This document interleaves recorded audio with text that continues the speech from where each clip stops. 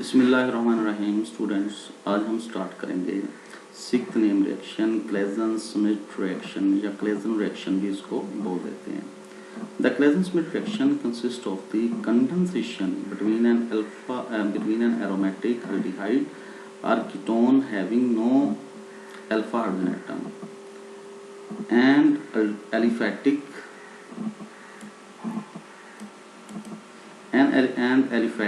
aldehyde ketone or ester having alpha hydrogen atoms.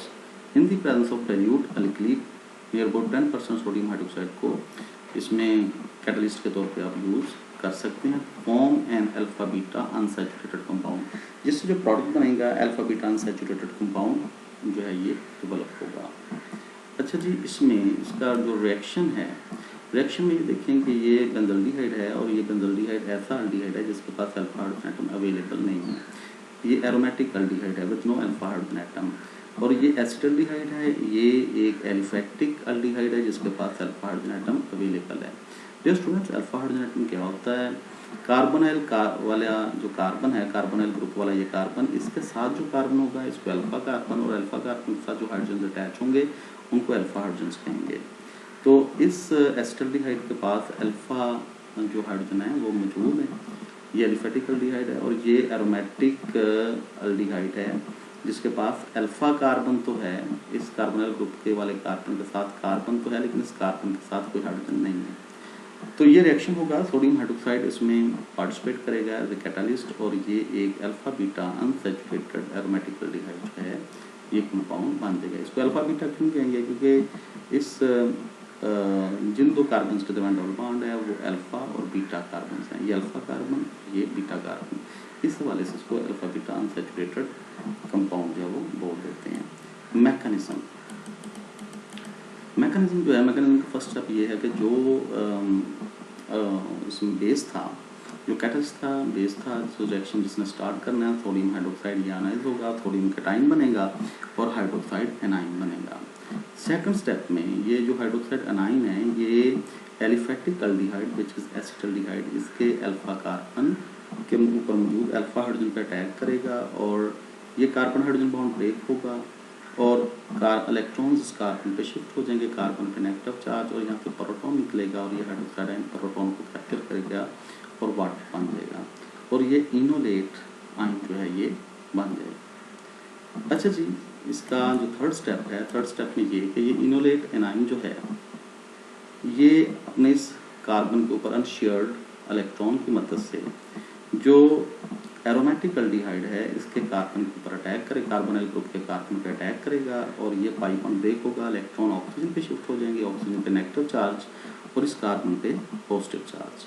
जैसे इस carbon में पॉजिटिव चार्ज आएगा, ये इनोलेट आयन अपने इस कार्बन के अनशेयर्ड इलेक्ट्रॉन की मदद से इस कार्बन पे अटैक करेगा और इन दो कार्बन के दरमियान बॉन्ड बन जाएगा और इस ऑक्सीजन पे आ जाएगा नेगेटिव चार्ज। ऑक्सीजन पे नेगेटिव चार्ज और ये कार्बन के दरमियान ये बॉन्ड जो है ये डेवलप हो गया। अच्छा जी, इसके बाद इसका जो फोर्थ स्टेप है, फोर्थ स्टेप में जो थर्ड स्टेप में ये जो प्रोडक्ट बना है इसके ऊपर वाटर अटैक करेगा, क्योंकि जो सोडियम हाइड्रोक्साइड आपने इस्तेमाल किया था वो 50% सोडियम हाइड्रोक्साइड है, यानी एक्वा सोडियम हाइड्रोक्साइड था।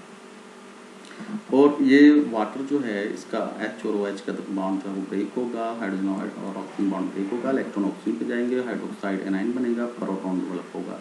जैसे कि प्रोटॉन बनेगा, ये ऑक्सीजन अपने अनशेयर्ड इलेक्ट्रॉन्स की मदद से प्रोटॉन को कैप्चर करेगा, अटैक करेगा इस प्रोटॉन पे और OH बॉन्ड जो है ये बन जाएगा। ये देखिए जी, ये OH बॉन्ड जो है वो बन गया और हाइड्रोक्साइड एनाइन ये एक प्रोडक्ट में ये चला गया। फिफ्थ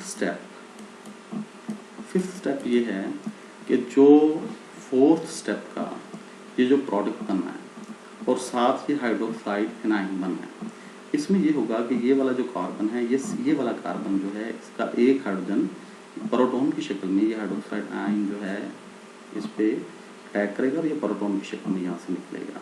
ये वाला कार्बन और उसके एक हाइड्रोजन के दरमियान ये बॉन्ड ब्रेक होगा, इलेक्ट्रॉन कार्बन पे शिफ्ट होंगे, कार्बन पे नेगेटिव चार्ज और इस प्रोटॉन, ये यहाँ से प्रोटॉन जैसे ही निकला ये हाइड्रोक्साइड एनाइन इस प्रोटॉन पे अटैक करेगा और वाटर बन जाएगा और इस कार्बन पे इस प्रोटॉन के निकलने की वजह से इस कार्बन पे ये देखें नेगेटिव चार्ज आ जाएगा।